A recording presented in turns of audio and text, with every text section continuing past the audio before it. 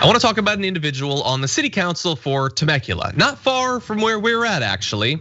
Now, Temecula had apparently they had this virtual meeting of their city council where they were talking about how long they were going to remain in virtual meetings. Now, one member of the city council, Jessica Alexander, was not having it, and she decided to analogize her suffering in a regrettable way. So my last thing that I just want to say, because you touched on a great point, Zach, but I think something that we can all understand and agree with is, look at Rosa Parks. She was accommodated to the back of the bus, but she finally took a stand and moved to the front because she knew that that wasn't lawful. It wasn't truth. So she took a stand. At what point in time do we?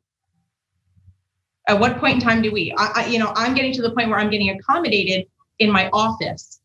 I'm getting pushed to the back of the bus. This is what I'm telling you, I feel like. I feel like I'm getting pushed to the back of the bus. At what point in time do I come out and stand up and say I've had enough? And that's what I'm doing. Because for the last year, I've had to go around not because I wanted to always go around without a mask, but the fact of the matter is I cannot put it on. I will not put it on. So it's not that I want to be disrespectful, but the fact of the matter is when is enough enough? And it's been a year. Enough is enough. Adrienne?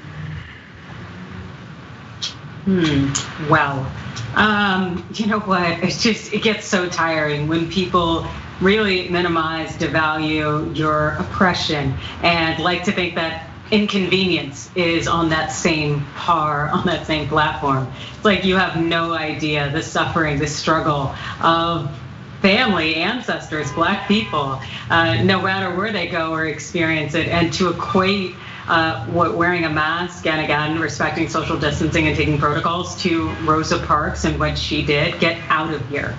Like how do you even reason or rationalize with these people?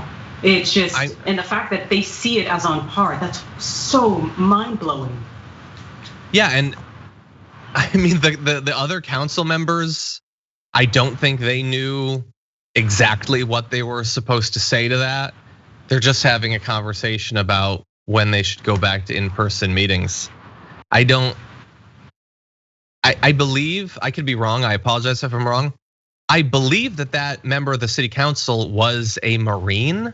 I could be getting that wrong about the branch of service, but this is a person who's been trained to do heroic stuff, who feels like now this is the chance to be a hero.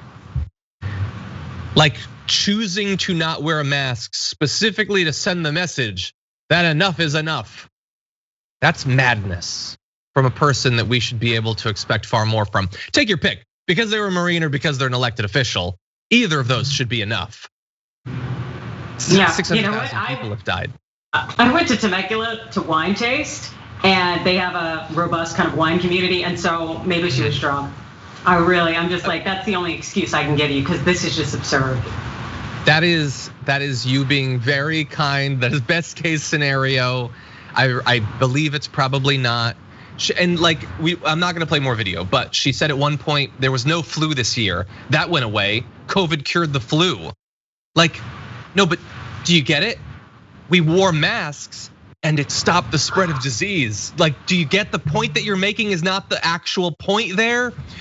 Or she says her argument is that we don't need to wear the masks anymore because the virus is 99.94% survivable. Like, a reasonable argument could be made at some point that, well, we've been tracking the incidence of the virus in Temecula and it's been consistently low. We've got X amount of vaccination and here is why we get to go back to normal. Not, it was never a big deal. Thousands and thousands of Californians have died from the virus. Some of them, her constituents. But apparently, I guess they were just weak because it's such a survivable virus. It wouldn't affect any real people.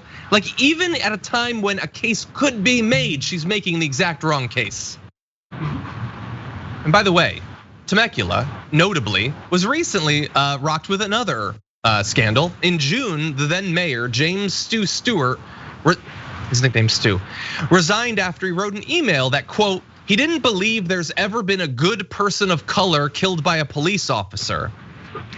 That's what their mayor resigned for. So that's the silver lining, right? Had to leave office, consequences for saying something terrible. Now, he claimed at the time that he dictates his messages because he has dyslexia, and the word good was accidentally added. Now, I want to read that quote for you, taking out the word that was accidentally added, and you tell me if it's better.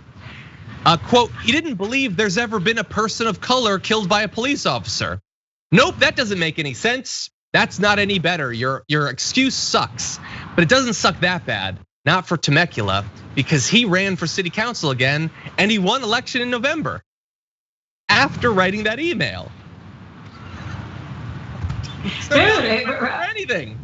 Hey, it's like racism, it's just not that big a deal. It's not a deal breaker. But I love the lies, how far people go to not acknowledge their racism. It's like, dude, we're socializing the system. Just be cool with it and like, just do better.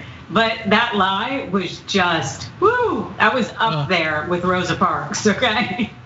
Yeah, it's like hiding behind dyslexia in a way that doesn't have anything to do with dyslexia. I guess it's maybe not as bad as the Star or the Rosa Parks, but it's really, really bad. Whether you're a mayor or a city council member, you can't believe things like that and serve the public. But unfortunately, Temecula apparently is not that bad. Is not that against it.